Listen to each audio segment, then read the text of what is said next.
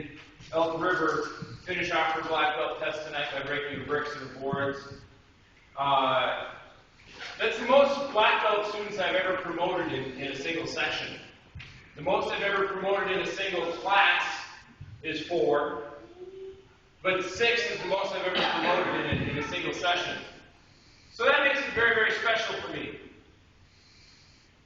It also makes it very, very special for me when I start seeing students who are getting their black belts become leaders in a class.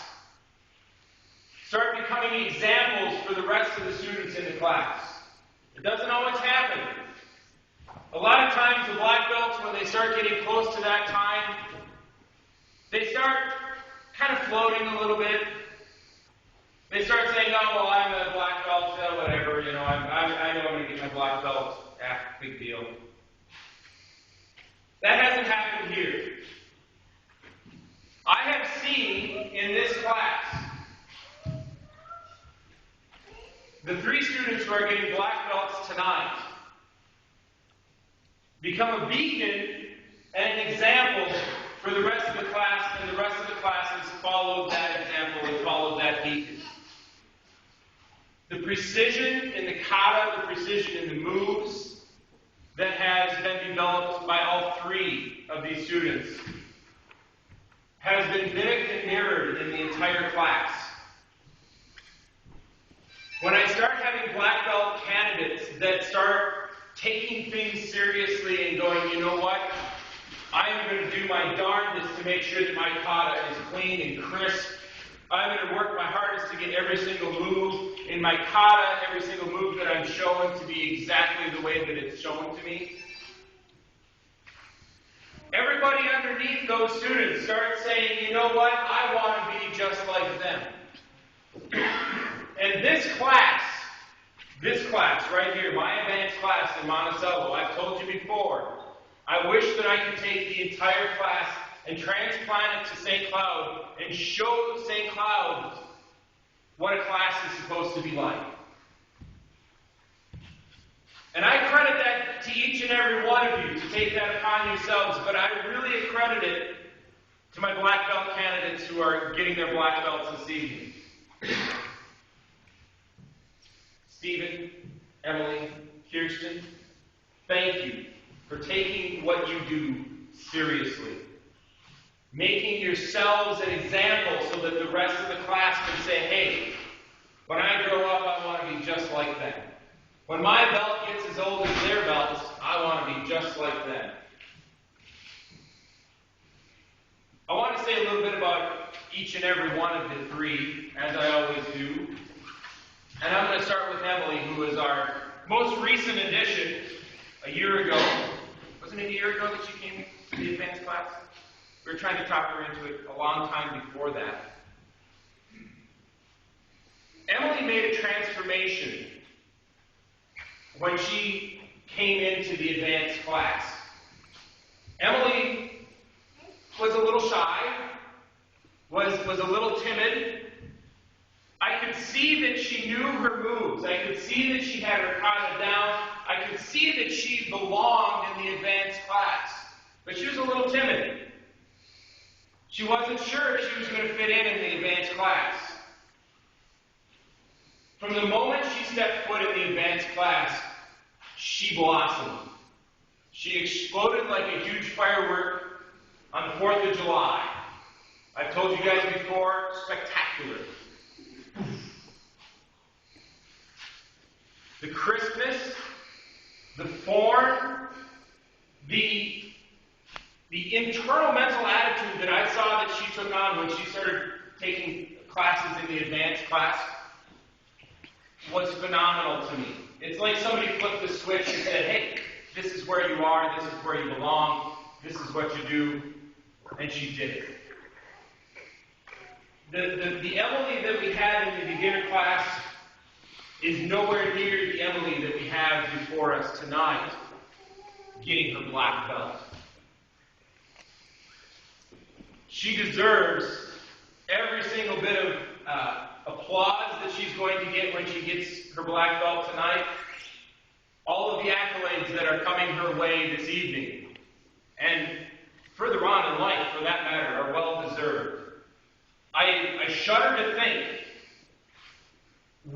she would have become had she joined the advanced class when we first started kind of pushing her in here. But the advancements that she made once she hit this advanced class with you guys, amazing. And I'm very, very proud. Her family should be very, very proud of the progress that she's made once she started. Stephen. Mr. Precision. Mr. I gotta have everything perfect. Mr. Perfectionist back here. Who sometimes gets a little frustrated with himself if he can't quite get things the way that he knows that he's able to do it. That drive to make sure that he has everything exactly right has driven him to become one of these beacons that you guys are looking up to in this class. Whether you guys know it or not, whether you guys are thinking it in your head, thinking, wow, you know what, I really wish that I could be just like him, or whether it's just the aura of our 3 black belt students doing so well that has made you guys come together and say to yourselves, you know what, I'm going to do exactly like they are,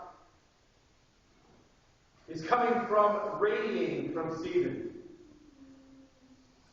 He has always been a driving force to be able to take everything that I show him and turn it into something that even I can't do. Flying double side, number 1. Nicely done. Okay? I can't do it.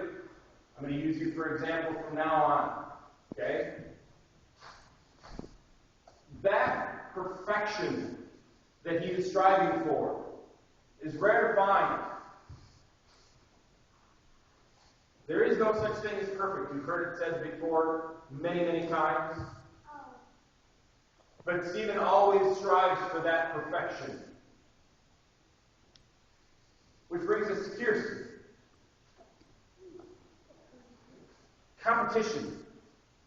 Competition is always good in a class like this. Striving to be the best. Striving to do better than the person who's striving to be the best. Again, whether it's a conscious thing that you've come upon yourselves, or whether it's something that is just intrinsic with what's happening in this class, I can see the two of you pushing each other every single week. He did it good, I'm going to do it better. She did it good, I'm going to do it better. That little bit of competition, whether you know it or not, has driven both of you to be phenomenal martial artists. All 3 of you, the entire class, phenomenal martial artists.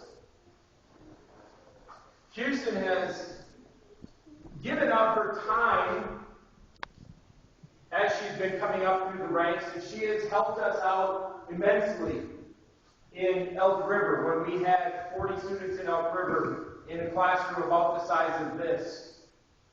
I think twice as many people, half the instructors. Kirsten has taken her skill and her knowledge, and she has made herself available to come and help us out and assist us in Elk River. Seeing what she has done in Elk River makes me really, really excited to see what's going to happen to this class when she starts assisting up front up here. It makes me really, really happy to know that I'm going to have instructors, not that I don't right now, mind you, don't get me wrong. I'm not taking anything away from these guys up here, but to have instructors that take it upon themselves to come out and help the kids to take their legs and say, this is how your leg needs to go. To know that that's coming down the pipeline, that's 2 thumbs up and a big smile for me. Who has 2 thumbs and is happy about that? This guy. Okay? I'm super proud of all 3 of you. All 3 of you should be proud of each and every one of you. Your families should be incredibly proud and excited, not only for what's going to happen in 10 minutes from now when you're getting your black belt, but for what's going to happen from now until the time you are 95 years old and you have your own families and great-grandchildren and children and etc., etc. Your families should be proud at the people you have become. Not just in the martial arts, but in life in general. I am super excited to read your awards and hand you your black belts in just a little bit. And I'm hoping that each and every person that's in this room will congratulate each and every one of you individually, because each and every one of you deserves it. Absolutely 100%. I'm done talking. Let's get on with some awards. I'm going to have you guys scoot in. Jerry, I'm going to have you over here again. Stephen, right over here. Very good. Thank you. And then, you know the drill. Here we go. We're here ready for the recipients of second-degree yellow belt, which is yellow belt with green stripe. Haley Luna, please come forward.